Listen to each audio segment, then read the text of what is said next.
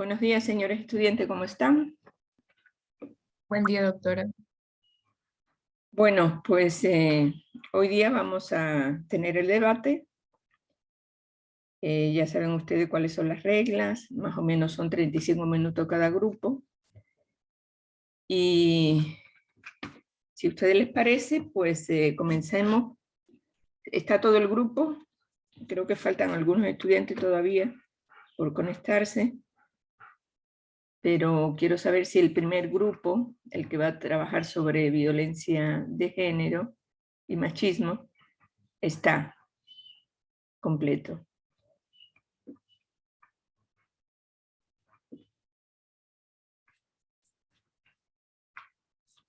Si está completo, por favor, adelante y comience. Doctora, nos hace falta un integrante. Yo ahorita lo llamo para que... Bueno, de cualquier manera, en el transcurso del proceso, que se integre, porque ustedes saben que no podemos dejar pasar mucho tiempo, porque si no, después no queda tiempo para el resto del grupo. Listo, ya comparto pantalla entonces. Ok, entonces yo le cedo la palabra y por favor cualquier cuestión ahí me indica. Gracias, suerte. Muy buenos días, compañeros y docentes. Bienvenidos al debate sobre el machismo y violencia de género. La igualdad de género no solo es un derecho humano fundamental, sino que es uno de los fundamentos esenciales para construir un mundo pacífico, próspero y sostenible. A pesar de algunos logros por lograr la igualdad de género, todavía existen algunas dificultades de las leyes y normas de discriminación porque continúan siendo generalizadas. La violencia de género se define como la violencia estructural, es decir, organizada y establecida dentro de una estructura social. Y por lo tanto, aunque protagoniza a las personas concretas en relaciones privadas, su explicación tiene que ver con la sociedad. Dentro de este debate, los foros van a estar divididos en un grupo a favor y en un grupo en contra. En el grupo a favor vamos a tener a la compañera Ana, Sebastián, a Anaí, a Saide y a Lais. Y en contra vamos a tener a Candy, a Valentina, a Doménica, a Nayeli, a Bolívar y a Stick. Las reglas fundamentales para este debate va a ser que tienen que escuchar atentamente a su oponente, tienen que defender su punto de vista con argumentos válidos, tienen que ser relevantes defendiendo su tesis o sus ideas, también tienen que respetar los turnos de participación, además de que deben usar un lenguaje adecuado y que cada uno, a favor y en contra, van a tener máximo 8 minutos para desarrollar el contenido de preguntas y argumentos. También una regla muy importante es que solo se admitirá un contraargumento por pregunta, en caso de que exista algún contraargumento. Bueno, vamos a iniciar con los argumentos a favor. Dentro de los argumentos a favor vamos a tener la participación de 3 personas, de la compañera Saidi, Anaí y Sebastián. Por favor, iniciar, compañeros. Bueno, primero que todo, la violencia de género se va a referir a lo que son los actos dañinos dirigidos contra las personas o un grupo de personas, en razón de su género. Estos van a tener su origen en la desigualdad de género, el abuso de poder y la existencia de normas dañinas. Mientras que el machismo es un conjunto de actitudes, conductas, creencias y prácticas sociales, los cuales están destinados a promover el enaltecimiento y la prevalencia del hombre en perjuicio de la mujer. El número de hombres que mueren a consecuencia del maltrato de mujer es infinitivamente menor, pero además el Observatorio del Consejo General del Poder Judicial, esto no ha podido determinar el caso del maltrato a hombres que iban a ser precedidos por denuncias de sus esposas, donde los machistas no son hombres extraños en realidad social, ya que ellos mismos crean a través de hombres, crean a través del machismo. Por ende, estos son hombres muy integrados en ella, en sus valores y en sus ideas, tanto que responden con violencia que habitualmente utilizan ante lo que interpretan como ataques. Sin embargo, estos parten de la sociedad a través de las iniciativas políticas o de las manifestaciones que lo cuestionan. Creer que los machistas contemplan la realidad como si miraran un paisaje o al mar es un error, el cual traduce en más riesgo para las mujeres que sufren la violencia. Mientras más mujeres, mejor. Sin embargo, el macho debe de engañar y conquistar todas las mujeres que pueda. Tanto el hombre como la mujer crean firmemente la superioridad del hombre en muchos aspectos. Por ende, el hombre puede humillar y golpear a sus mujeres porque para eso son los maridos. Un verdadero macho no puede tolerar que su mujer le pegue ni que ni siquiera le obedezca. Un hombre debe de aparecer como jefe de la casa ante sus amigos, hombres, si no ha de perder su fama de macho.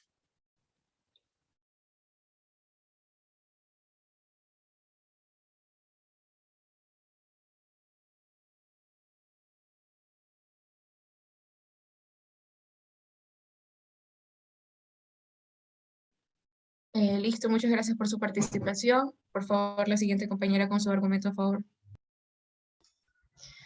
Según Edelson, se puede definir al machismo como una ideología que defiende y justifica el dominio del hombre sobre la mujer.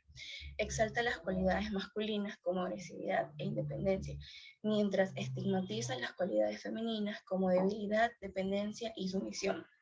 Además, dentro de este contexto cultural existían como normas habituales que el hombre manifestara la autoridad en la familia y fuera su proveedor, y que la mujer se subordinara al hombre y se dedicara a su cuidado y a la crianza de su descendencia.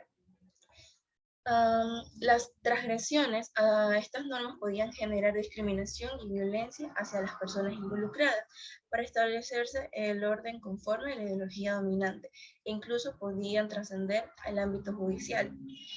Según un estudio realizado en la Ciudad de México, contrario a las expectativas, el machismo se asoció y predijo mayor perpetración de violencia en mujeres y fue independiente en hombres, aunque las mujeres con una ideología más machista reportan perpetrar más violencia contra su pareja masculina que las mujeres con una ideología menos machista. La gran mayoría de las culturas son patriarcados, recordando que es la manifestación del dominio masculino sobre las mujeres y niños en la familia y la extensión de esa dominación masculina sobre la mujer en la sociedad en general, donde los hombres tienen más probabilidades que las mujeres de ocupar posiciones de poder social, económico y político. Por tanto, es tentador suponer que este es el estado natural de las cosas, quizás porque los hombres son en promedio más fuertes que las mujeres.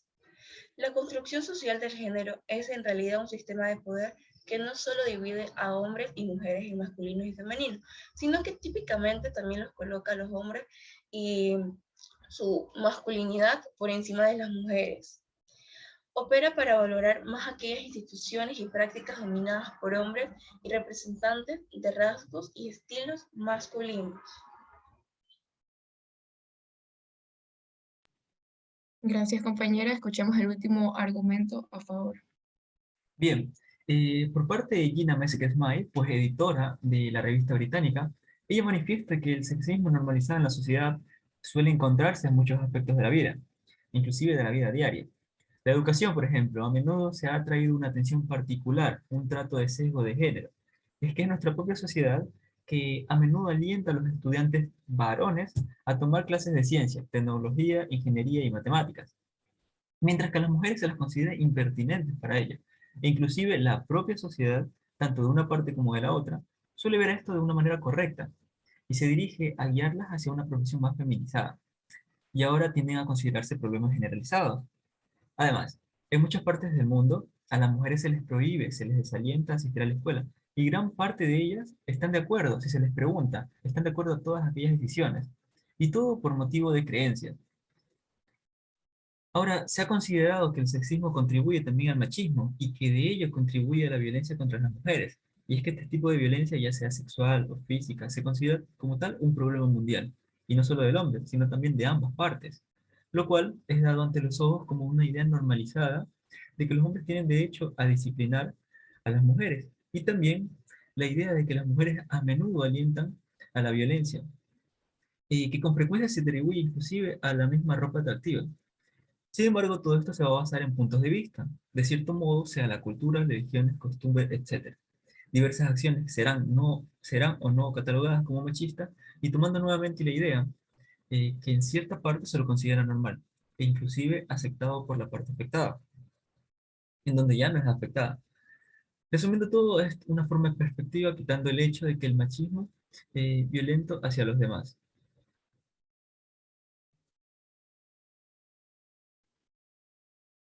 Gracias. Una vez escuchados los argumentos a favor, vamos a proceder con los argumentos en contra, dentro de los cuales también vamos a tener la participación de 3 estudiantes. Por favor, empezar, compañeros. Bueno, voy a empezar yo. Como argumento en contra, quiero responderle a lo que dijo mi compañera Saidi. Bueno, en el momento ya se expresó en que el hombre tiene que, por ser hombre, tiene que estar con el beneficio, el privilegio de dejar que la mujer haga todo. Y bueno, tenemos que saber que para defender a las mujeres ni siquiera tenemos que tener razones. Es una lucha que tenemos que hacerlo porque ahorita actualmente la violencia que sufren de forma diaria es en todo el mundo. Y esta violencia de género es un tipo de violencia que se sufre desproporcionadamente solo por ser mujeres. Entonces es con características específicas, con patrones de dominación, como se expresaba la compañera, que según porque eran hombres, ellos tenían que ser machos y que pueden pegarles porque después no van a ser como sus amigos. Y bueno, sabemos que esto de aquí es algo que simplemente con escucharlo está mal. No es, no, no es algo no es algo normal. Entonces, el problema de esta es que este tipo de actos va a conllevar a tratar de manera diferente a las personas que sufren violencia, en este sentido las mujeres. Entonces van a desarrollar leyes.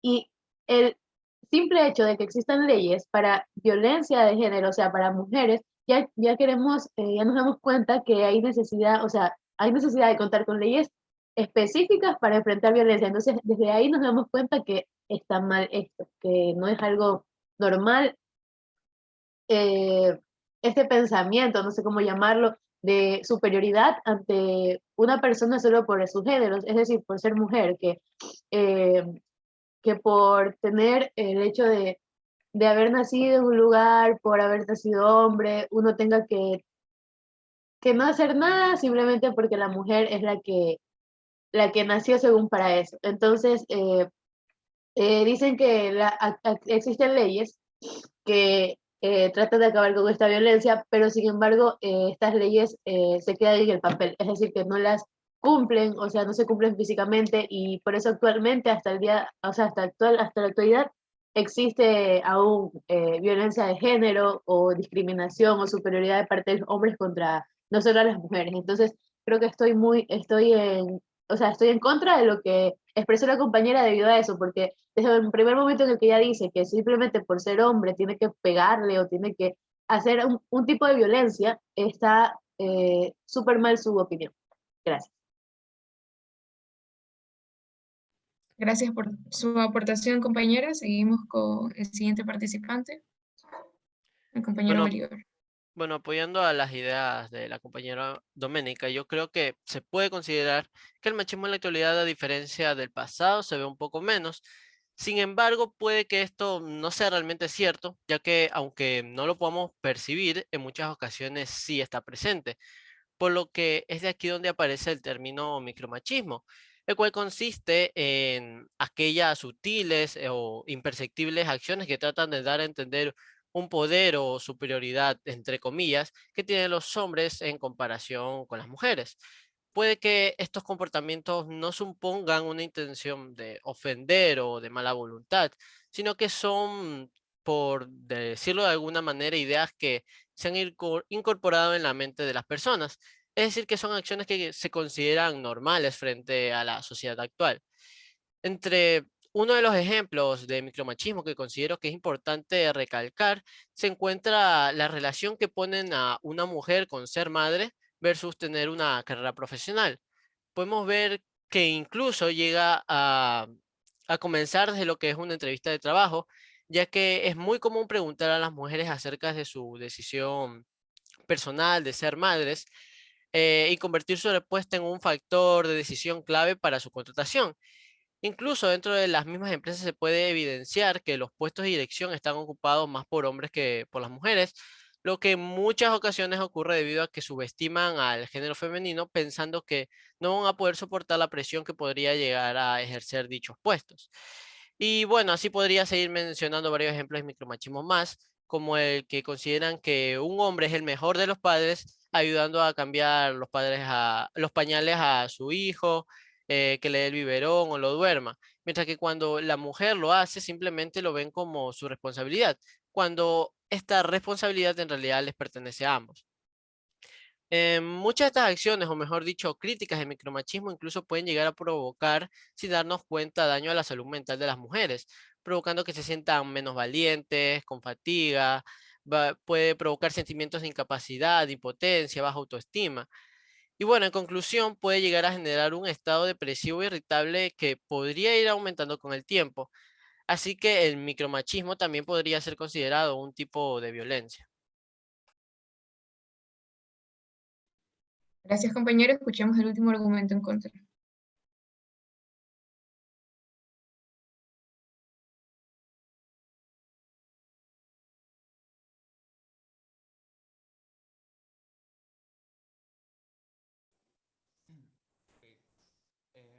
Buenos días, pues ante lo expuesto en contra de lo que es el machismo, yo opino que el machismo tradicional ha estado asociado con la cultura latina. Dentro de este contexto cultural existen muchas normas consuetudinarias, que el hombre ostenta la autoridad en la familia y fuera un proveedor, y que la mujer se subordinara al hombre y dedicarse nomás como al cuidado y la crianza de su descendencia. Eh, la violencia hacia las personas involucradas para lo que es establecerse el orden conforme a lo que es una ideología dominante, también se podría decir. Esto incluso podría trascender a lo que son ámbitos judiciales, según dijo García y Herrera en el 2006. El machismo tradicional u hostil claramente atenta contra lo que es la equidad de género y posee un ámbito potencial en lo que es la violencia, y también desajusta en lo que es la pareja en un ámbito de sociedad en cambio. De ahí lo que es, en Latinoamérica existe una escala para evaluar lo que es el machismo tradicional explícito, la cual ha causado una frecuencia en lo que es en una investigación. También se dice que lo que la Organización para la Salud, la OPS, declaró que a fines de la década de 1990, por ahí la violencia de género causó más muerte e incapacidad entre lo que son las mujeres de 15 a 44 años de edad. Gracias. Gracias, compañero. Una vez que hemos escuchado los argumentos a favor y los argumentos en contra, vamos a proceder con la ronda de preguntas. Esta ronda de preguntas va a estar dividida, asimismo, por un grupo a favor y un grupo en contra. Aquellas personas que vayan a realizar sus preguntas, la realizan y la persona que la quiere responder va a alzar la mano, aquí mismo en Zoom. Se va a llevar de una forma ordenada, por favor. Entonces, vamos a comenzar primero con los que están a favor. La primera pregunta va a estar a cargo de la compañera Ana Sánchez. ¿Qué tipos de consecuencias respecto a la veracidad de testimonios a los hombres se han visto perjudicados por el hecho de ser hombres y ser más representados como siempre el sexo atacante o más fuerte?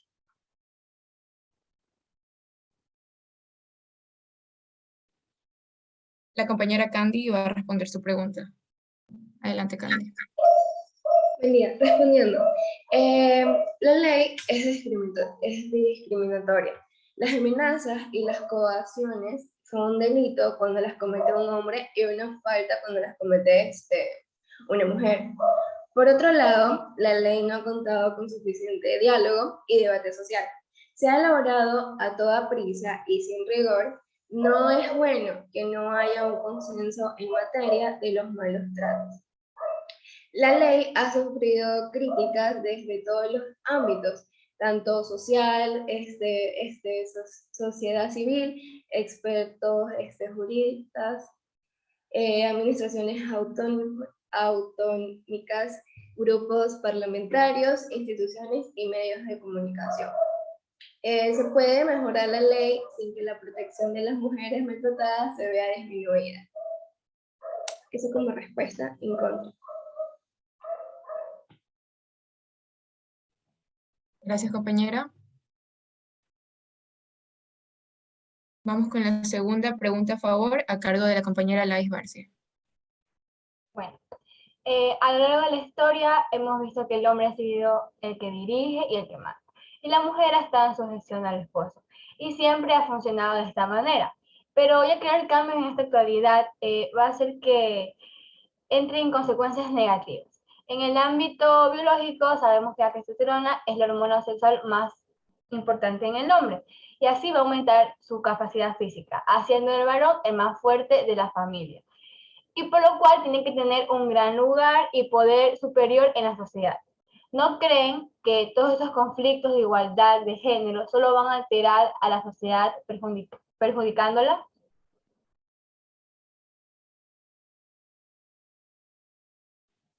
Adelante, compañera Miguel. Bueno, con respecto a tu pregunta, Lais, pues no, de hecho no, yo no pienso que los cambios que se están haciendo o que se hacen a lo largo de la historia no perjudican en ningún aspecto de la sociedad, de hecho lo contrario.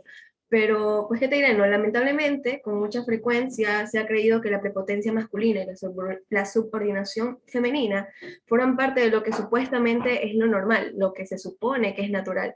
Pero cuando justamente se trata de hacer algún cambio con respecto a esto de la opresión, se lo ve como una amenaza, cuando realmente a lo que se debe identificar como una amenaza es a la conducta opresiva, porque pues esto obviamente puede afectar a la armonía y no solo de la mujer, sino que también del hombre.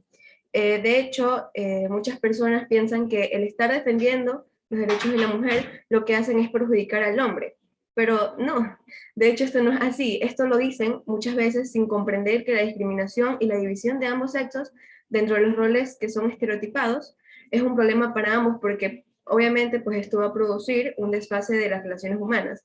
Con roles estereotipados me refiero a ¿no? Que supuestamente el varón es quien defiende a la familia por su supuesto rol de superioridad dentro de la sociedad, lo cual simplemente es un estereotipo dentro de esto.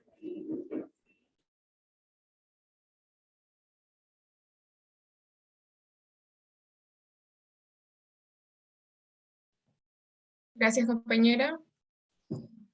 Vamos a escuchar la tercera pregunta a favor, a cargo del compañero Leiber Contreras. Bueno, quiero enfatizar algo más sobre la naturaleza en sí, lo que mencionaron mis compañeros anteriores sobre la testosterona, ¿no? Sabemos que por naturaleza el hombre siempre va a ser algo más fuerte, en cambio la naturaleza de la mujer va a ser algo más débil y más frágil, por lo que va a estar más susceptible y alcanzable a los riesgos que hay en el mundo exterior. No así en el hombre, quien es en la mayoría de sus casos autosuficiente para defenderse de todo aquello. Si bien la mujer no se puede defender completamente sola, ¿qué mejor manera que mantenerse alejada de ella? O al menos en su defecto protegida. ¿Quién más que por un hombre que sabemos que la naturaleza es un poco más beneficioso con él? Es machismo esto, es un acto radical, está mal verlo de esta forma. ¿Me puedes refutar a alguien de ustedes estas bases y estos hechos de que estaría inadecuada esta forma de pensar? La compañera Valentina tiene alzada la mano. Adelante, Valentina. Claro, mira, si bien la naturaleza de la mujer es más débil que la del hombre, pero esto no quiere decir que no se pueda defender sola. Y cabe recalcar que los peligros que son causados hacia las mujeres mayormente son por los hombres, que se aprovechan de su naturaleza, como tú lo dijiste, y actúan con violencia hacia nosotras las mujeres. Por eso, nosotros le denominamos machismo y violencia de género a esto.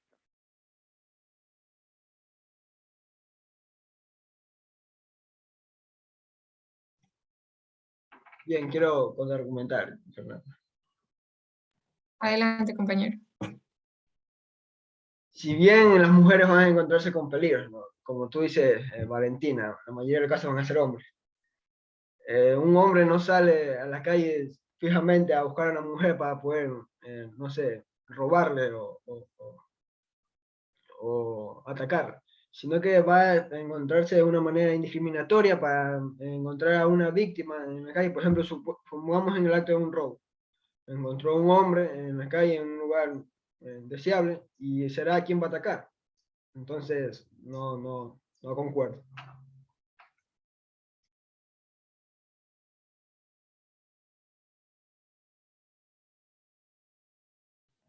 Bien, compañera Valentina, ¿tiene una opinión para contraatacar? ¿O pasamos a la siguiente pregunta? Recordando que en caso de contraatacar sería solo esta vez, porque recordemos las reglas, solo tienen una contratación por pregunta. Bueno, vámonos a la siguiente pregunta. Ahora vamos a entrar a las preguntas en contra. La primera pregunta en contra la va a hacer la compañera Candy Toledo.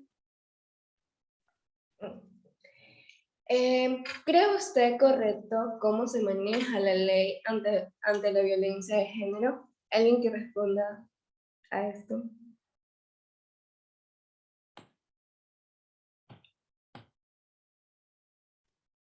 La compañera Ana María Sánchez tiene alzada la mano. Adelante, compañera.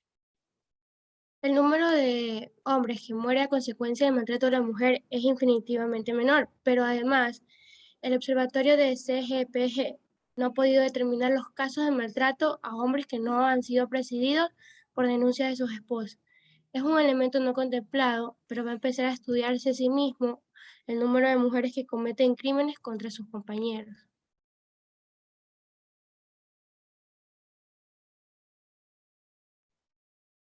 Gracias, compañera. Vamos con la segunda pregunta en contra, a cargo de la compañera Nayeli Zambrano. Ok, bueno, empezaré mencionando que lamentablemente el machismo está tan normalizado y tan naturalizado dentro de la sociedad que en muchas ocasiones lo que pasa es que en una conversación común suelen surgir ciertos comentarios machistas de parte tanto de hombres como de mujeres. De hecho, si no fuese así, cualquiera del grupo, díganme por qué en muchísimas ocasiones las personas le suelen decir a las mujeres, aprende a cocinar desde ahora para que cuando te cases atiendas a tu esposo con una buena comida, o comentarios similares con respecto a atención o tareas domésticas.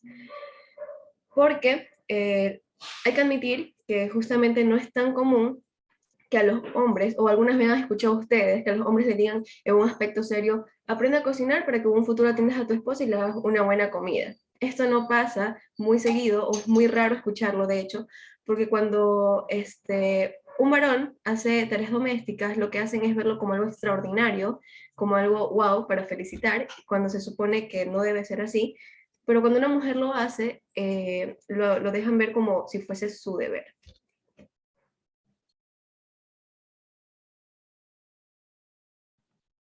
Adelante, compañera Lais, que nos está la mano. Pues yo pienso como tú. El machismo es algo que ya es normal, que ha estado desde hace años. Entonces es algo normalizado. Y por lo general el hombre es el que trabaja y así es el que lleva la comida al hogar, paga las facturas, paga todo lo que la familia necesita. Entonces, ¿no crees que va a ser necesario de que si el hombre llega cansado a su casa, que tiene que tener todo limpio, la ropa planchada, servido todo? Es algo justo porque él es el que está encargado de la familia. Entonces yo no veo algo que es más cansado levantarse temprano, ir a trabajar, pensar en todo lo que hay que pagar, en todo lo que se viene por mes. Hay que estar en la casa y simplemente atender los quehaceres domésticos.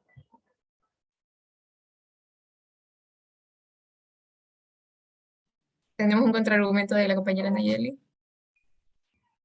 Con lo que acabas de mencionar, en realidad sabemos que actualmente las mujeres también trabajan y no solo se dedican al trabajo doméstico como lo era antes, y eso lo sabemos. Sabemos que ahora se necesita, hablando de pareja, un aspecto de pareja, se necesita que ambos trabajen y no en este caso solamente estar en dependencia de un hombre porque él es el que trae toda la casa. Además, tanto el hombre como la mujer tienen la misma capacidad física y mental para poder realizar estas actividades domésticas, así que sin ningún problema alguno, el hombre también las puede realizar. Ahora, tranquilamente, los dos pueden tanto trabajar fuera de casa como también realizar las tareas del hogar.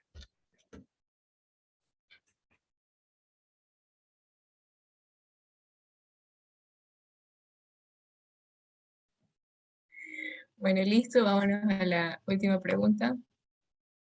Listo. El estrategismo social machista es una herencia patriarcal de las costumbres y la cultura, como ya sabemos. Por ende, las diversas formas de violencia que repercuten en todas las relaciones humanas, de modo a violencia estructural social, política y económica, también se reflejan en la familia y en las relaciones de género que se establecen como cotidianidad del trabajo y del estudio. Bueno, mi pregunta es, ¿por qué en un hogar, en una familia compuesta por hijos, tanto varones y mujeres, los hombres son los que tienen mayor libertad a la hora de salir u obtener algún permiso?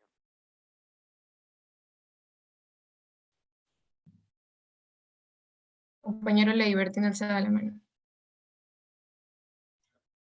Sí, esta pregunta justamente está relacionada con lo que yo mencionaba anteriormente. En primer lugar, declarar que esto va a depender de la crianza en cada hogar, ¿no? Si se beneficia o no más, un poco más al hombre, pero ¿por qué? Por la misma naturaleza, porque un hombre será quien más se podrá defender o ser autosuficiente en casos de emergencia en las amenazas del mundo exterior. Y con esto no digo que no sea, la mujer no sea capaz, pero sabemos que siempre los hombres van a tener una mayor ventaja en este tipo de cosas. Es la naturaleza, la ciencia en sí. Bueno, muchas gracias. Una vez que hemos tenido las preguntas a favor y en contra y los argumentos, se puede concluir que a pesar de que vivimos en una era de constante cambio y las leyes avalan la igualdad de género, se sigue dando bajo perfil bajo esta situación. Pero lo que sí es que bajo ninguna circunstancia se debe permitir el machismo desmedido en una sociedad. Muchas gracias a todos los participantes por sus argumentos y muchas gracias a los que estuvieron presentes en este debate.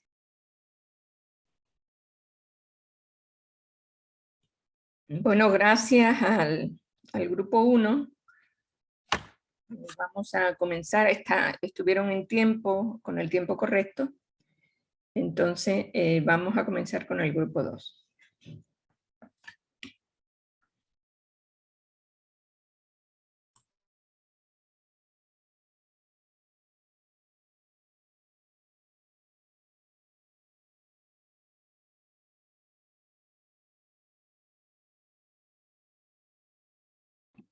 ¿Se logra visualizar o todavía no? Adelante, cuando quieran. En este momento corre el tiempo. Listo.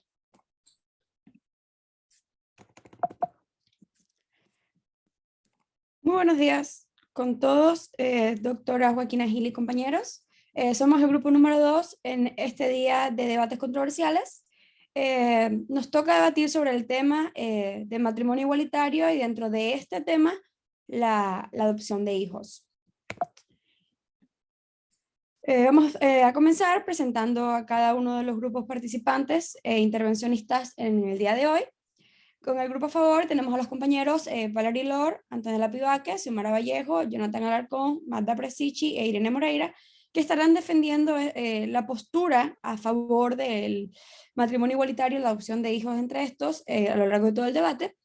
Y nuestro grupo, que va a estar en contra de esa postura, conformado por Darwin Ormaza, Daniel Cedeño, Meilin Zamora, Marilyn Saltos, Andreina Ávila y Kevin Macías. Me permito presentarme, el día de hoy soy su moderadora y estaré acompañándolos a lo largo de todo este debate. Para comenzar, debemos especificar las reglas de este debate, que son, en primer punto, la utilización de argumentos concretos, el por favor de no excederse de más de 7 minutos en cada comentario para que todos puedan participar de forma justa.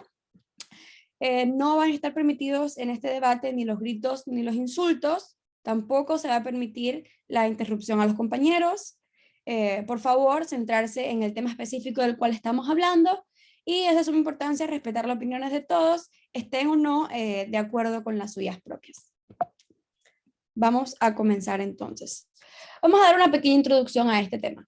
Pues como la mayoría de nosotros sabemos, el matrimonio igualitario, matrimonio gay o matrimonio homosexual, como también se llama, se refiere más que nada al matrimonio entre dos personas de un mismo sexo, ya sean entre dos hombres o ya sean entre dos mujeres. Esta cultura no es nueva, no ha surgido en el siglo XXI, sino que a lo largo de la historia, hace muchos años, en otros siglos, como el donde más está reflejado a lo largo de la historia es en el siglo XIX y en el siglo XX, en otras culturas también existían estos matrimonios, ya sea en la cultura greca o la cultura romana. Incluso en la cultura nórdica también se evidenciaban matrimonios entre personas del mismo género, porque no tenían esta discriminación.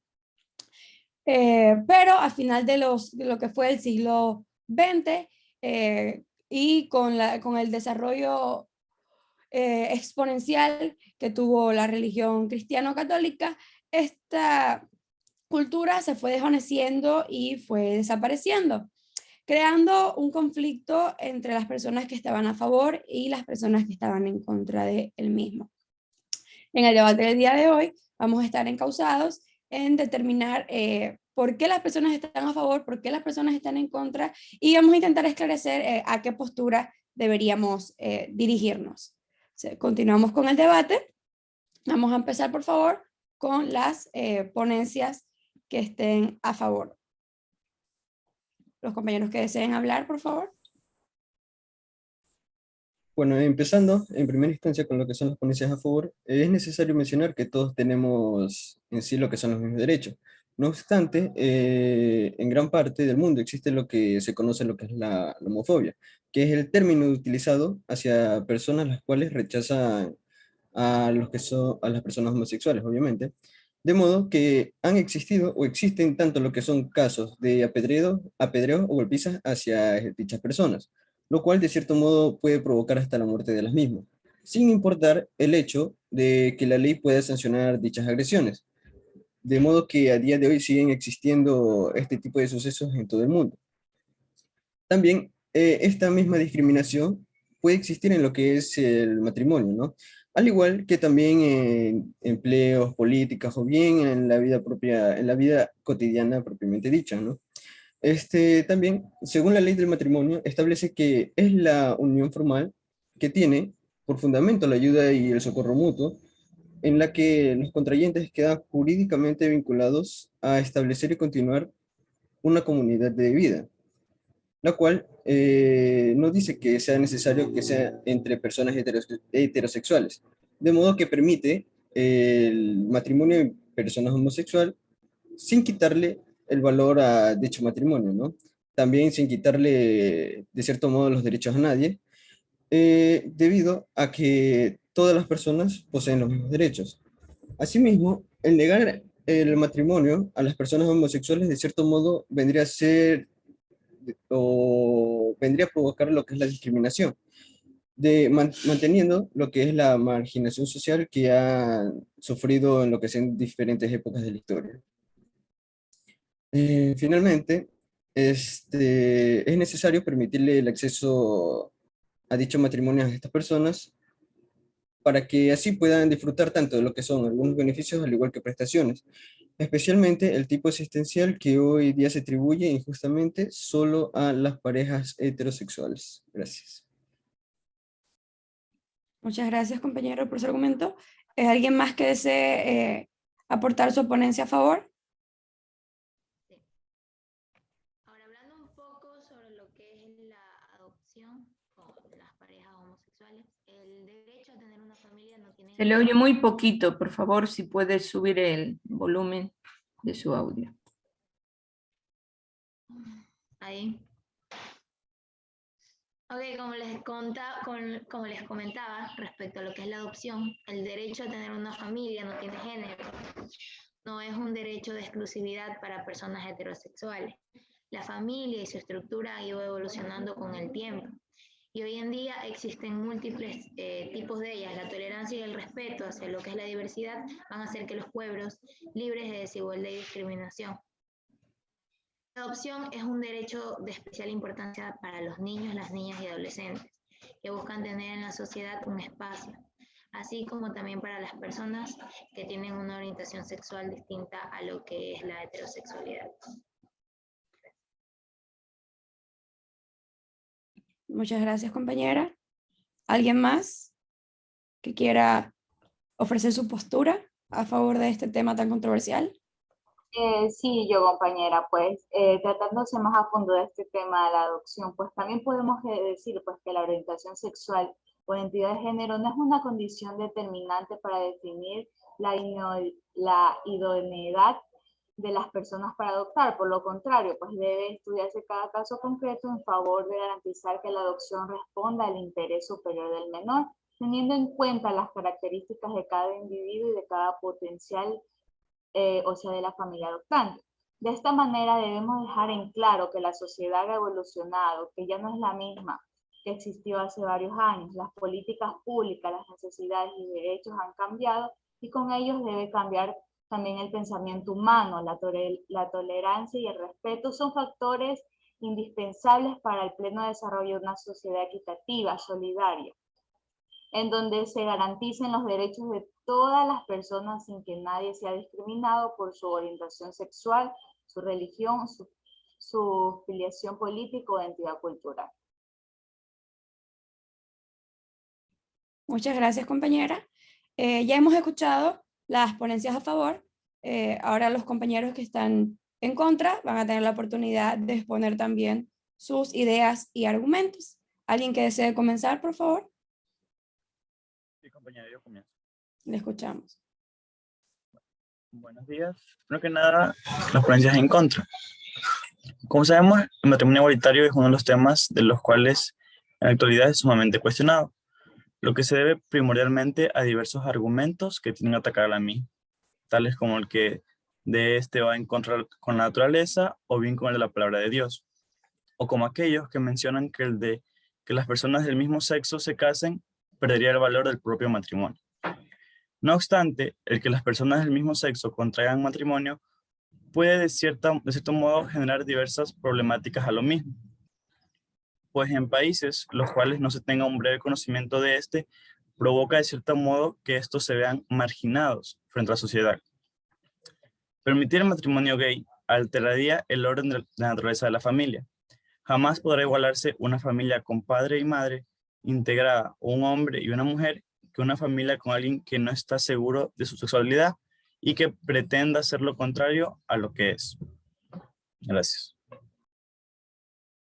Muchas gracias, compañero, por su aporte. ¿Alguien más? ¿Otro argumento en contra de este tema? Los problemas de salud que conlleva tener relaciones sexuales entre personas del mismo sexo de un matrimonio igualitario, cuando uno se pone a investigar sus riesgos, son muchos más que las personas heterosexuales, que han tenido una vida corta debido a sus problemas de salud. Estos ocasionan numerosos problemas de salud a aquellos que lo practican, incluyendo incrementos en el SIDA, en otras enfermedades de transmisión sexual, en cáncer del colon, del recto y hepatitis.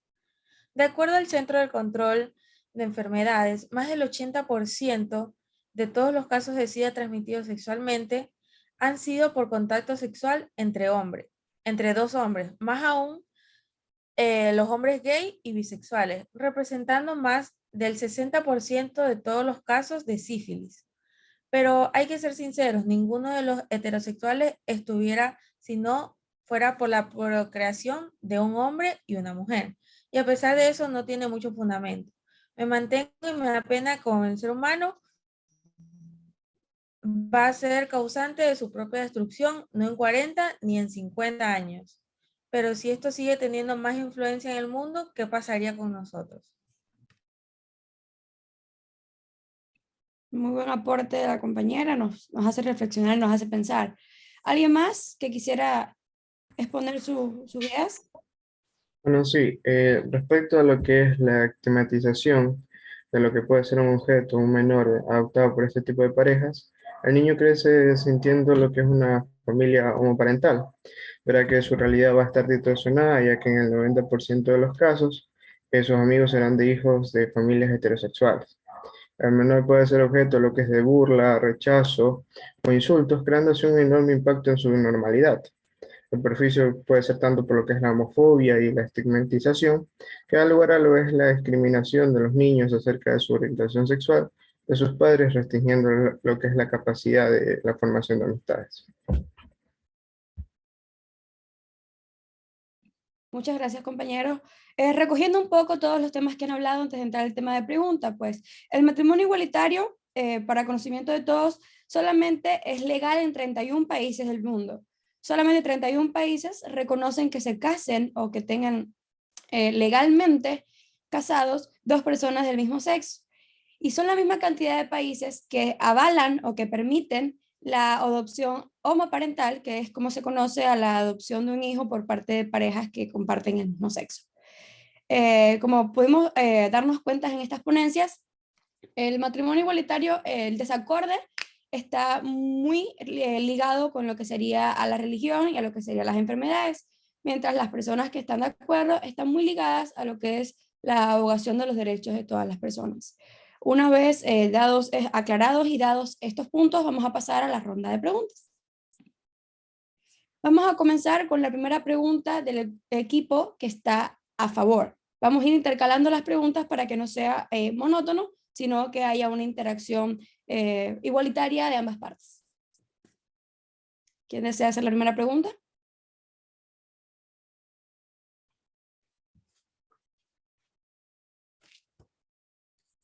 Listo, compañera Antonella, por favor, su pregunta. Buen día con todos. Actualmente en Ecuador se acepta que existe el matrimonio igualitario. Sin embargo, moralmente se desniega este derecho debido a los puntos de vista que poseen las personas.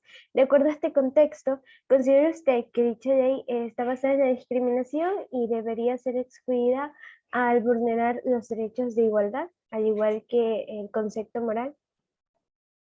¿Quiénes desean o quién desea contestar del grupo contrario? Por favor, alcen la mano.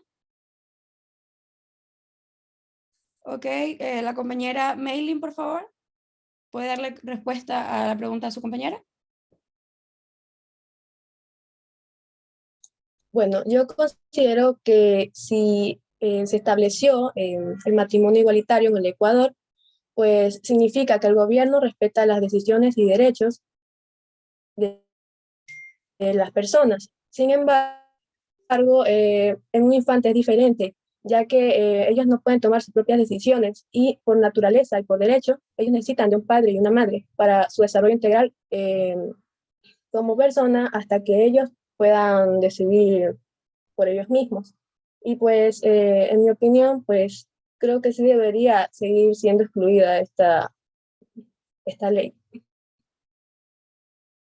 Gracias. Ok, si no hay ningún contraargumento, me hacen saber. Si no, para pasar. Compañera, ¿tiene la palabra?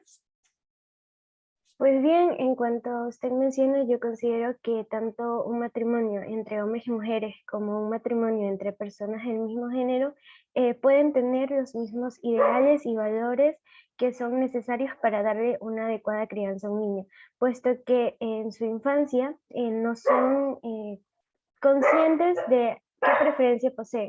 Por tanto, padres y madres les brindan la misma educación a cada uno de ellos. Y considero que un hombre y una mujer se forman a partir de sus propios valores e ideales, independientemente del género o de la preferencia que ellos poseen.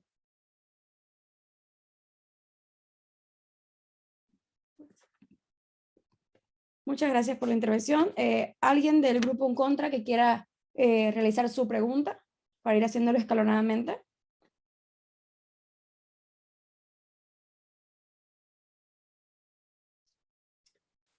Compañera Andreina, ¿tiene la palabra?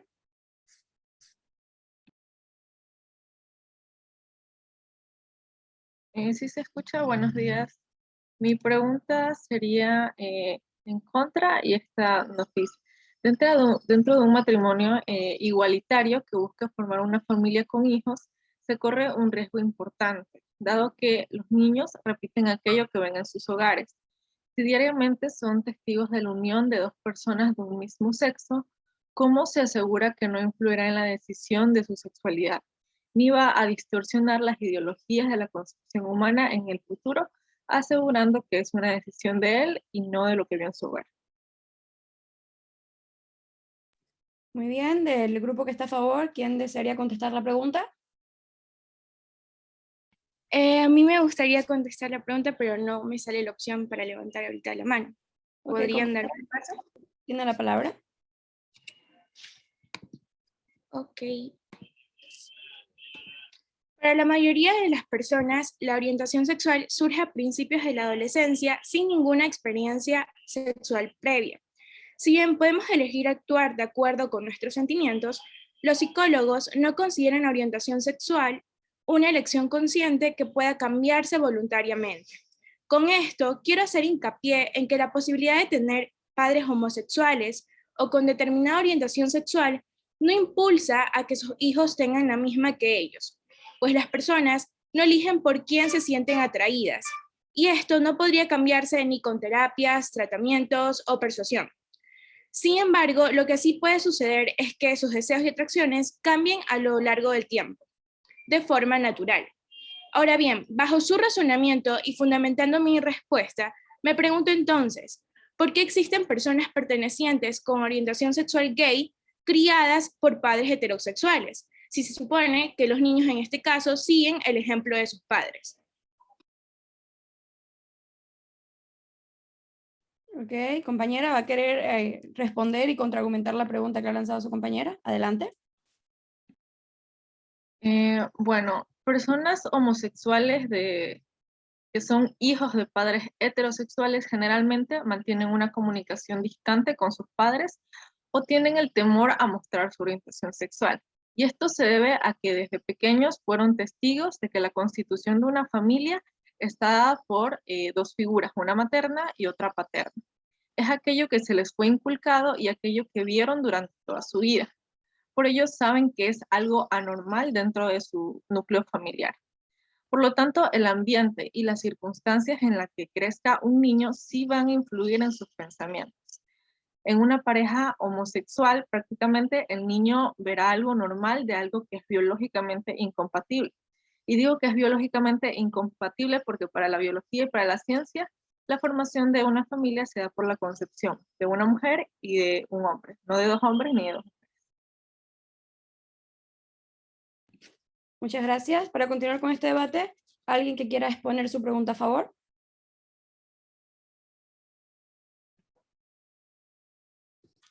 Compañera Magda, ¿tiene la palabra? Sí. Ok.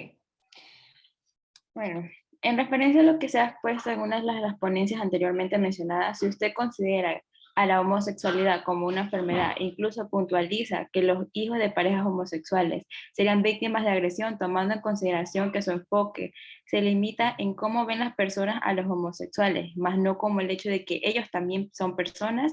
Si usted se preocupa cómo ven los niños a un hijo de parejas homosexuales, ¿no serían más factibles educar a los niños para que no presenten actitudes discriminatorias? Esto, además de cuestión sanitaria, conlleva salud mental y empatía personal. Así que mi pregunta es, ¿por qué usted los posiciona a ellos como los causantes de problemas y no aquellos que los señalan y o juzgan? ¿Quién desearía contestar esta importante pregunta? Ok, compañero Kevin, tiene la oportunidad. Adelante. Bueno, respondiendo a la pregunta, ellos son el verdadero problema, ya que perjudican a la vida de quienes los rodean con los actos inmorales que realizan, afectando a sus mentes y alterando el orden natural de la vida. Además, contradicen la verdadera idea de la familia. Esto solo traerá problemas al niño a un nivel psicológico y social. Por otro lado, las personas quienes supuestamente los juzgan solo tratan de ayudarlos a ellos a salir de ese camino errado, que los llevará a una vida de perdición. Y en el cambio, a lo que se refiere al niño, no va a tener una vida apropiada. Muchas gracias. ¿Algo que quiera argumentar la compañera o pasamos a la próxima pregunta? Bueno, yo siento que lo de querer cambiar la opinión de alguien no es algo que podamos hacer. O sea, cuando un niño crece en un ambiente en el cual ve a dos personas del mismo sexo siendo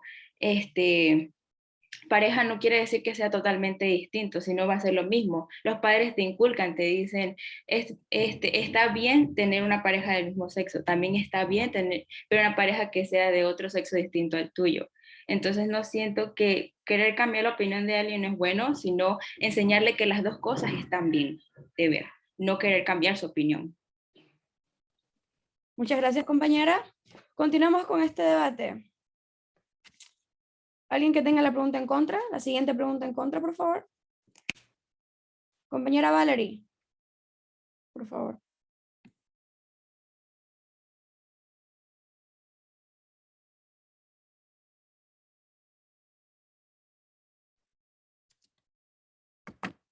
¿Qué es la próxima pregunta?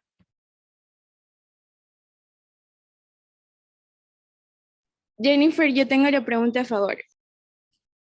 Bueno, continúe, compañera.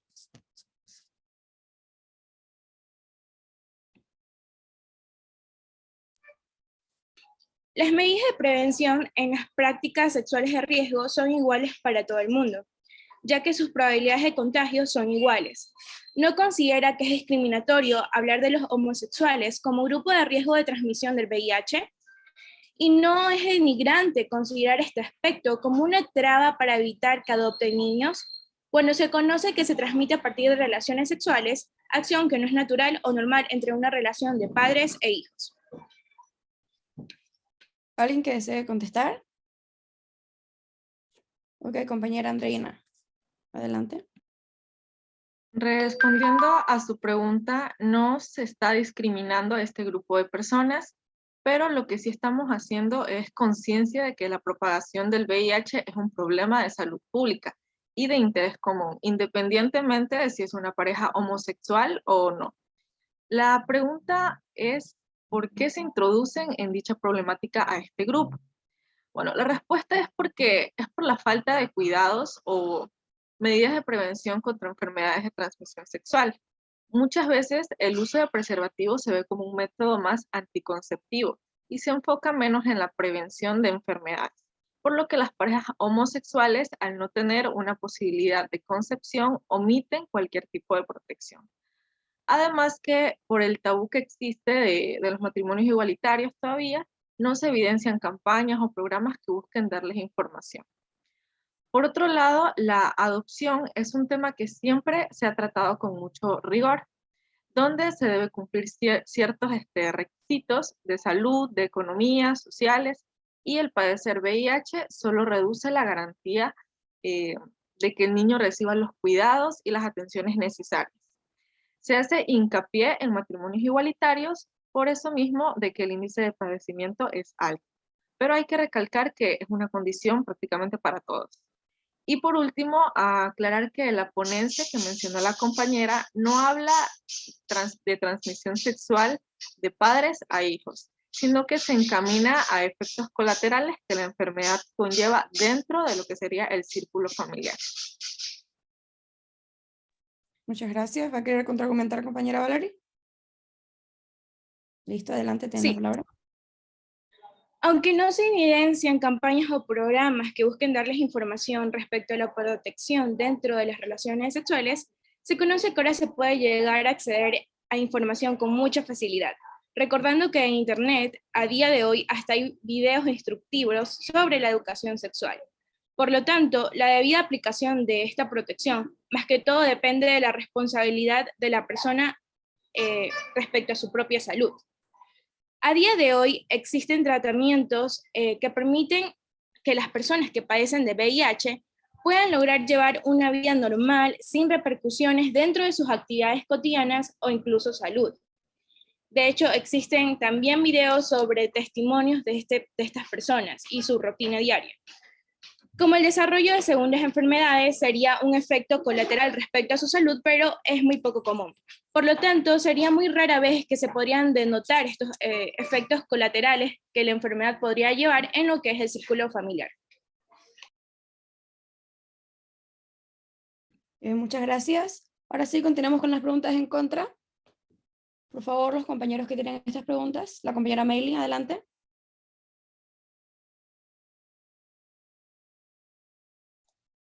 Bueno, pues sabemos que para un infante sería beneficioso ser adoptado, ya que ellos necesitan que los cuiden, que estén con ellos, que velen por ellos, pero la incógnita es, ¿se sentirían bien consigo mismos? ¿También tendrían una vida normal? ¿Las personas no lo discriminarían por haber sido adoptados por un matrimonio igualitario? ¿Mi grupo a favor, quién desea contestar? Compañera, tiene la palabra. Pues bien, una adopción significaría una nueva oportunidad para un infante y como menciona el interrogante, alguien podrá cuidarlo y velar por él. Sin embargo, sí existe la posibilidad de que él sufra discriminación, no tanto por la vida que lleva en su hogar, sino por la mentalidad que presenta un gran índice de la población. Me refiero con esto a que varias familias mantienen ideologías antiguas, por lo tanto consideran que el matrimonio debe ser, bueno, para que esto sea adecuado, debe estar basado entre la unión de un hombre y una mujer. Y también es algo cotidiano escuchar a diversos adultos y de vez en cuando niños mencionar que es algo inaceptable que existan parejas entre el mismo género y que estos a su vez pueden llevarlos a los más jóvenes dentro de su círculo social por un mal camino, entre comillas. Y sentirse bien consigo mismo, pues yo considero que el infante sí se puede sentir bien, puesto que el hogar en donde se va a encontrar no va a contar con castigos severos ni algún tipo de opresión por que éste tenga una creencia determinada. Por el contrario, al ser un matrimonio igualitario, ellos van a estar en la lucha constante por la aceptación de sus preferencias sexuales, por lo que le van a enseñar al niño desde pequeño que una relación entre personas del mismo género no es una aberración, sino una forma de vivir que ellos han escogido sin necesidad de que alguien más los esté obligando o tratando de hacer que cambie de parecer. Y que también no es obligación del pequeño tener las mismas preferencias que sus padres, sino que va a ser libre de sentir lo que él desee, fomentando una crianza respetuosa. En síntesis, es claro que van a existir personas que no estén de acuerdo con la vida que él lleva, y esto se va a presentar en algún momento de la vida del pequeño. Y será entonces en donde tanto padres como autoridades van a deber ubicar un alto a esta situación, con el fin de fomentar la igualdad y el respeto para todos. Y todo esto con el fin de mantener a un pequeño en un hogar armonioso. Muy bien, compañeras, gracias. La última pregunta, por favor, para terminar con esta ronda de preguntas. Compañero, tiene la palabra. Compañero Kevin. Bueno, partiendo desde un punto de que las parejas del mismo sexo no se encuentran totalmente aceptadas por la sociedad y el rechazo que se crea en el ambiente en el cual se desarrollan, es factible que pueda ejercer el proceso de adopción y en el caso de que éste se ejecute, ¿hasta qué punto se vería afectado el desarrollo psicosocial del niño siendo adoptado por una pareja homosexual? ¿Alguien quiere tener la oportunidad de contestarle? Compañera, adelante. Bueno, claro que sí se puede ejercer la adopción sin importar lo que los demás digan. Primero que todo debemos dejar en claro que por tener una preferencia sexual distinto a los que los demás no quiere decir que sea distinto a unas personas, a una pareja heterosexual. Son humanos y tienen los mismos derechos de tener un hijo, sin importar la opinión de los demás. Debemos recordar que la gente siempre va a buscar algún punto para juzgar a alguien más, pero por opiniones de otros no tiene por qué porque parar con su felicidad, incluso tener su sueño, que es tener un hijo. Es algo que se debe respetar. Y respondiendo a la otra pregunta, pues como dije, hoy en día somos una generación en la cual acepta todo y no juzgamos por juzgar. Somos más abiertos en pensamiento. Desde mi opinión, siento que un niño que tiene padres del mismo sexo no tendría por qué salir afectado con respecto a lo que los demás digan, pues debido a que sus mismos padres pueden explicarle la situación y decirles qué está bien y qué está mal, y darles a entender que porque sus padres sean hombres o hombres no quiere decir que el amor que reciba de un hombre y una mujer sea distinto. También les pueden advertir de lo que es malo y que puede llegar a hacer la gente y de qué manera poder primero evitarlo y segundo cómo defenderse ante la gente que opina que no está bien. Siempre tiene que haber una persona que no lo acepte y lo juzgue, pero como hay personas así, también hay personas que explican la situación y le dirán lo que está mal juzgar a alguien por cómo es su familia. Muchas gracias a todos los compañeros que han participado. Como podemos ver, este es un tema muy polémico. Por lo tanto, vamos a llegar a las conclusiones de este debate. Como podemos ver, el matrimonio igualitario o este tema tiene dividida a la sociedad en dos bandos. La sociedad que está a favor de esta situación y la sociedad que está en contra y teme porque esta situación proceda o se dé. De las personas que están a favor, aportan que amor es amor, que todas las personas tienen derecho de ser felices y de estar con la persona que les plazca, con la persona que les produzca placer. En tema de la adopción de hijos, sabemos que a día de hoy es mucho más complicado que una pareja del mismo sexo pueda adoptar un hijo, dado que para esto hay un cúmulo de requisitos que deben cumplir.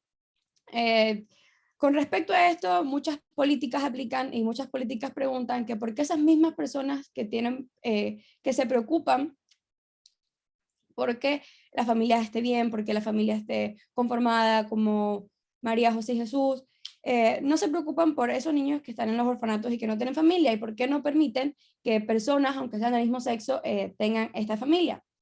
Pues esto nos lleva al otro bando de la sociedad, al bando que está ligado completamente a la religión, al bando que cree que la raza humana puede detener su creación e incluso puede llegar a extinguirse en un mundo donde todas las parejas pudieran ser homosexuales, temiendo así incluso por la raza humana. También se expusieron los temas de las enfermedades en ambos casos y el tema de la adopción. El debate no es un espacio para cambiar de opinión, sino para entender, aceptar y respetar las opiniones de todos, así como todos debemos aceptar, respetar y tener nuestra propia opinión acerca de este tema tan controversial. Esperamos que haya sido de su agrado y que hayan aprendido un poco más sobre este tema tan fundamental y tan tocado el día de hoy en la sociedad. Muchas gracias a todos por su atención. Bueno, muchas gracias.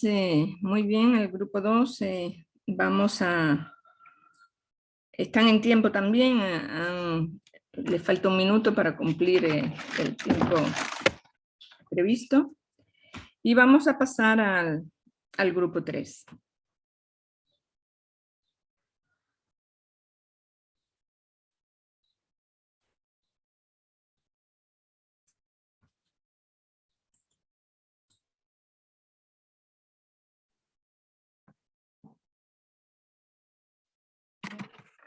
Muy buenos días, doctora Joaquina Gil y compañeros aquí presentes.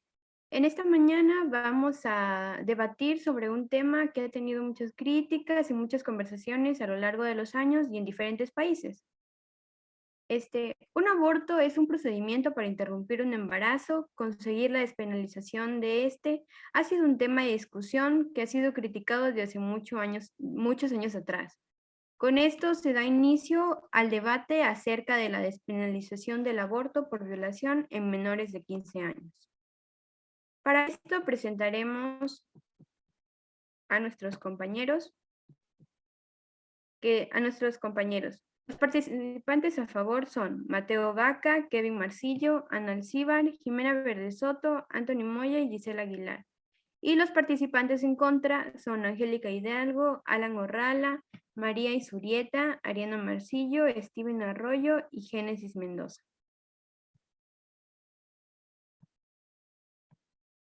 En el debate se establecerán las siguientes reglas. Cada participante tendrá un máximo de 2 minutos para fijar su postura o contestar alguna pregunta. Las ponencias se realizarán de manera alternada. Se permitirán réplicas y preguntas a su antecesor. No se aceptarán comentarios ni opiniones fuera del tema, ni tampoco se aceptará ningún lenguaje inadecuado. El facilitador indicará los turnos y el tiempo para hablar. Bueno, una vez aclarado esto, empezamos con las ponencias. A favor va a intervenir nuestro compañero Mateo Vaca. Bueno, gracias por darme el paso, compañera. Para empezar, la despenalización del aborto por violación en menores de 15 años es totalmente favorable, ya que una jovencita de esa edad es totalmente inocente y no tiene un criterio formado en lo que significa ser madre, ya que ella a esa edad está al cuidado y protección de sus padres. Entonces, ¿cómo ella va a poder proteger y criar una criatura recién nacida? Por tal motivo, al nacer esa criatura no solo va a haber una afectación para la joven, sino también a ese niño. Además, para sus padres. A esa edad lo que pudo haber es un engaño y aprovechamiento de parte del violador para tener relaciones sexuales o un impulso sin saber las consecuencias fatales que esto se significaría. El nacimiento de una criatura debe estar planificada entre los padres, ya siendo mayores de edad, sabiendo lo que esto significa, ya que la crianza de un niño es muy delicado y por ende debe haber las garantías necesarias para su crianza, para que a futuro sea una persona de bien. En la actualidad se logra ver adolescentes que salen embarazadas y ese niño, al no tener una buena crianza, a futuro se dedica a andar en malos pasos. Por tal motivo vemos que la mayoría de delincuentes son jóvenes e incluso menores de edad, porque vienen producto de una violación de padres sin experiencia y sin ninguna responsabilidad al momento de criar. Por todos estos antecedentes se apoya la despenalización del aborto por violación en menores de 15 años, ya que con esto cortamos y evitamos a futuro que un niño venga a sufrir conjuntamente con la madre sin experiencia y a la larga se pueda convertir en un problema para la sociedad. Por lo tanto, el niño debe nacer de una planificación de los padres, rodeado de felicidad y alegría, sobre todo de mucha responsabilidad. Ahora en contra escucharemos a nuestra compañera Angélica Hidalgo. Bueno, los hombres y las mujeres somos creadores, por lo que solo tiene derecho a darnos o quitarnos la vida el ser divino en el que crea cada persona debido a su religión. El ser que se está gestando es diferente a sus padres. Desde el primer mes de embarazo, comienza a latir, le comienza a latir el corazón y a funcionar su sistema nervioso, y tiene por tanto pleno derecho a la vida, el mismo derecho que nosotros poseemos o gozamos. Refiriéndose que Kevin dice que no podría tener el poder criar un bebé. En el caso de las violaciones, existen diferentes opciones para que el embarazo no sea perturbante para la madre, como lo son las numerosas instituciones que acogen a dichas mujeres y además otras tantas entidades dedicadas a hacerse cargo de hijos e hijas que no pueden ser mantenidos por sus padres. Además, si hablamos de una mujer menor de edad, el trauma que produce el hecho de abortar intencionadamente es muy difícil de superar. En definitiva, el aborto es un problema social, no individual.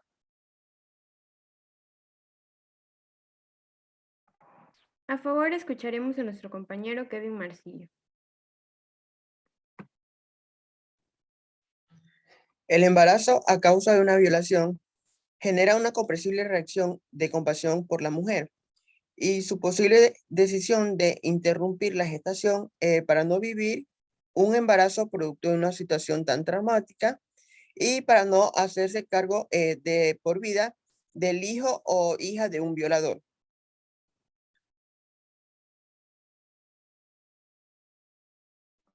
En contra, escucharemos lo que nuestro compañero Alan Urrala nos tenga que decir. La despenalización del aborto en violaciones de menores de 15 años quizás no sea tan favorable, debido a que puede traer muchas consecuencias, tanto como a corto o a largo plazo, ya que se estaría atentando contra la integridad física del adolescente o la madre en este caso, y la del hijo. La madre podría tener ciertos problemas psicológicos a futuro, ya que esto sería un shock demasiado emocional para ella. También hay que recordar que por culpa de esta práctica, muchas adolescentes mueren. Cabe recalcar que un hombre que haya violado a una mujer se le debería dar el castigo máximo impuesto por la ley, pero también hay que ser conscientes que un bebé inocente no tiene la culpa de nada. A favor escucharemos a nuestro compañero Antonio Moya. La violación y el embarazo impacta de una manera desproporcionada en niñas y adolescentes menores de 15 años, debido a que su cuerpo no está preparado para ello. Y viniendo de contextos de pobreza, lo viven en situaciones de desnutrición, infecciones o complicaciones que ahondan más la afección de la salud integral del neonato. Las niñas en más de un 70% gestan con infecciones de vías urinarias y anemia, lo cual la pone en riesgo. Su salud mental es la más afectada por la pérdida de identidad abrupta de niñas, adultas y madres. Su salud social se caracteriza por el estigma de la maternidad y la exclusión en el medio familiar y social en el que se desenvuelven, perdiendo casi toda su niñez y toda su adolescencia. Los programas, estrategias y normativas sanitarias para enfrentar el embarazo no deseado y la violencia no son aplicados y se vulneran desde el Estado, convirtiéndolo en cómplice de situaciones que pueden ser enfrentadas desde respuestas integrales y legales, como la despenalización y legalización del aborto en algún caso de violación. Esto es un indicador básico de reparación de derechos en las mujeres y niñas que decidan continuar o no con el embarazo producto de una violación. Y finalmente escucharemos en contra a nuestra compañera Génesis Mendoza. Como ponencia en contra tenemos que tal vez para muchos de nosotros creamos que nuestras creencias son dogmas o que son simplemente fanatismos, pero para quienes creemos que Dios es, para quienes creemos en Dios, esto va por encima de cualquier política de gobierno, cualquier línea, de cualquier partido, de cualquier ideología política o partidista. Porque para quienes creemos en Dios, Dios está por sobre todas las cosas y el derecho a la vida está por sobre todas las cosas. Los niños que fueron engendrados no tienen la culpa de lo que hizo un violador y no pueden pagar por los pecados de un violador. Todo el rigor de la ley para quienes violan y todo el rigor de la ley para quienes atentan contra las mujeres. Pero un niño que fue engendrado no tiene la culpa de lo que hizo ese violador.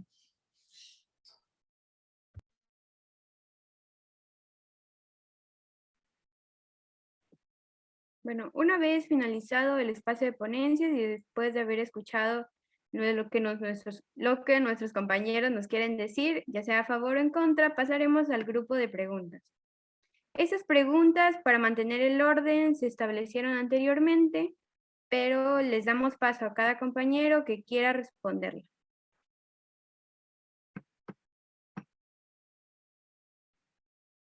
Ahora, vamos a proseguir con la primera pregunta que se hará por parte de nuestra compañera Gisela Aguilar del grupo a favor. Bien, para una persona que esté en contra de este tema, tiene que existir un argumento que responda a la siguiente pregunta. ¿Por qué se debe penalizar el aborto, siendo un caso de violación a una menor? A mí me gustaría responder esa pregunta.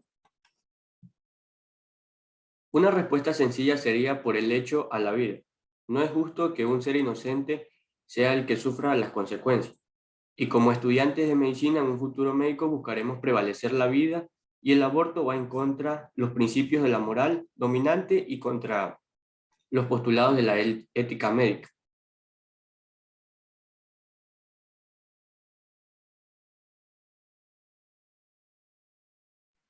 Bueno, ahora damos paso a la pregunta en contra que se hará a cargo del compañero Steven Arroyo.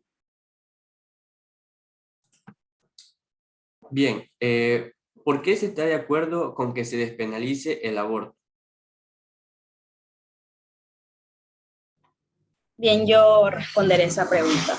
Estoy de acuerdo porque no se puede obligar a una persona que no se siente preparada o que sufrió un trauma, como lo es una violación, a continuar con un embarazo que sea producto de este suceso.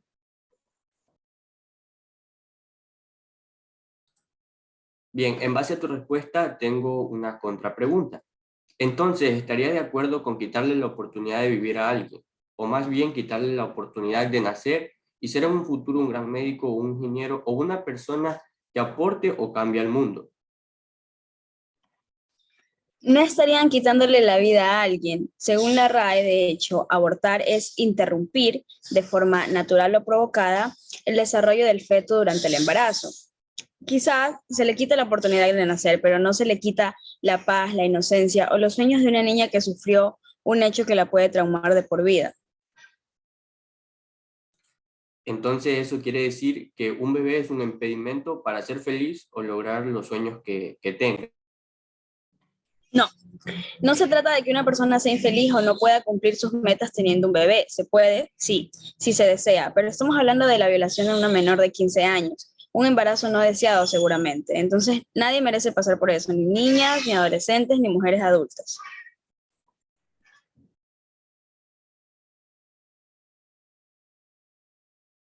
Bueno, ahora proseguimos con la siguiente pregunta que se hará por parte del grupo a favor con nuestra compañera Ana Alcíbar. Bueno, mi pregunta es, dado que la menor de edad ha sido abusada de manera brutal y está afectada física y psicológicamente y no desea tener al hijo, ¿cuál es la necesidad de obligarla a continuar con el embarazo sabiendo que no fue deseo de ella concebir? La persona que desee contestarla, le damos el paso. Bueno, me gustaría responder a mí. La respuesta a tu pregunta es que no, ninguna mujer debería ser obligada a nada, mucho menos en una situación como esta, donde la menor ha sido afectada tanto física como psicológicamente. Sin embargo, si la ley está establecida de tal manera que no se podría hacer nada para cambiarla, se debería hacer lastimosamente que acceda a lo que la ley decida. Entonces, la menor debería tener el hijo, ya sea no o sí desea.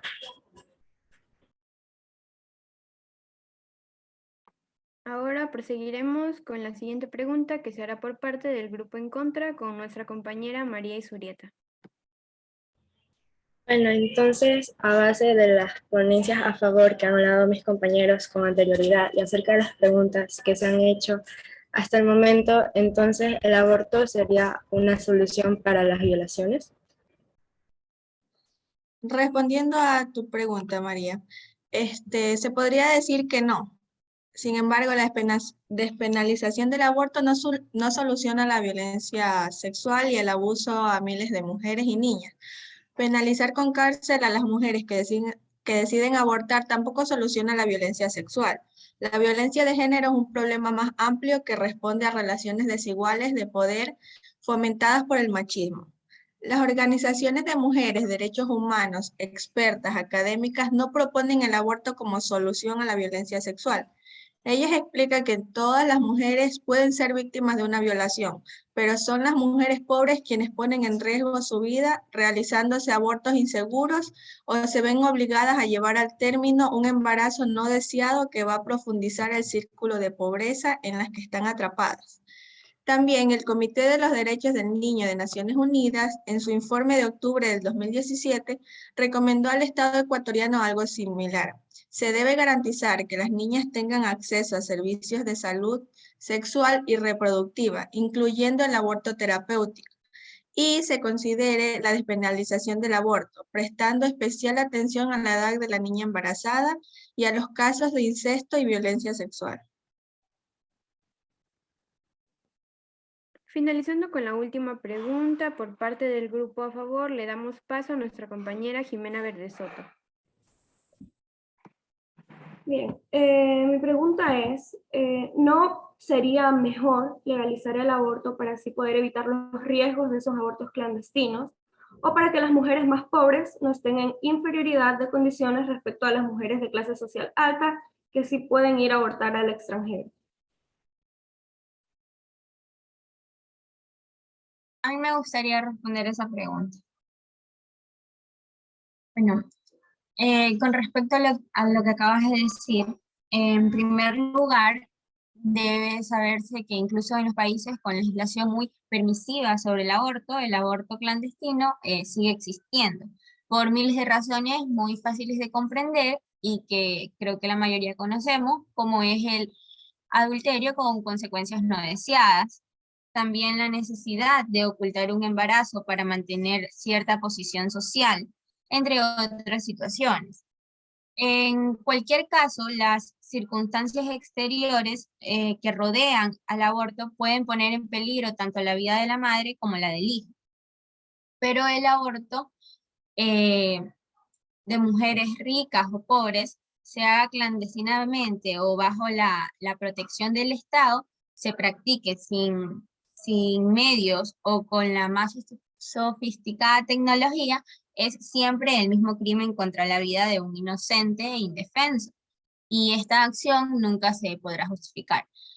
Ahora te pregunto yo a ti, ¿no podría entenderse que hasta que sea viable, es decir, hasta que sea capaz de subsistir fuera del vientre materno, el hijo no nacido de un ser humano, puesto que depende de la madre para existir? Bueno, con respecto a tu pregunta, la respuesta es no. El hecho de que en una determinada fase de su vida el hijo necesite el ambiente del vientre materno para así poder subsistir, no implica que sea una parte de la madre. Desde la fecundación, este tiene ya su propio patrimonio genético distinto del de la madre y también su propio sistema inmunológico diferente también al de la madre. Por otra parte, la viabilidad es mayor a medida que la gravidez está más avanzada. Por esto es muy difícil determinarlo en el tiempo, pues el hijo puede seguir viviendo dependiendo en gran parte de factores externos como el tipo de parto, las atenciones médicas que recibe el niño, abundancia o escasez de medios y estado de la técnica en el lugar en el que ocurre el nacimiento, entre otros factores.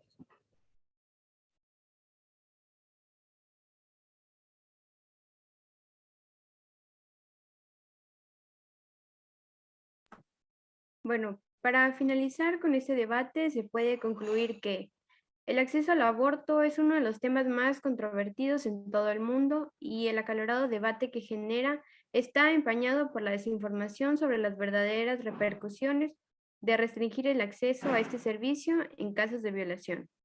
En el Ecuador, el aborto consentido es considerado un delito desde 1872. Si bien el miércoles 28 de abril de 2019 se declaró un fallo judicial histórico en favor de los derechos de las mujeres en Ecuador, la Corte Constitucional de Ecuador dictaminó la inconstitucionalidad de los artículos 149 y 150 del Código Orgánico de Integral Penal, que permitían el aborto solo en caso de peligro para la madre o violación a una mujer con discapacidad y penaban con cárcel la interrupción del embarazo en todos los demás supuestos. Aún se sigue luchando para que esto sea cada vez más factible, porque aunque ya esté despenalizado en este caso, el proceso para que se pueda llevar a cabo es extenso y también poco privado. Gracias. Bueno, muy bien. Muchas gracias al tercer grupo. Decirles que efectivamente en la Asamblea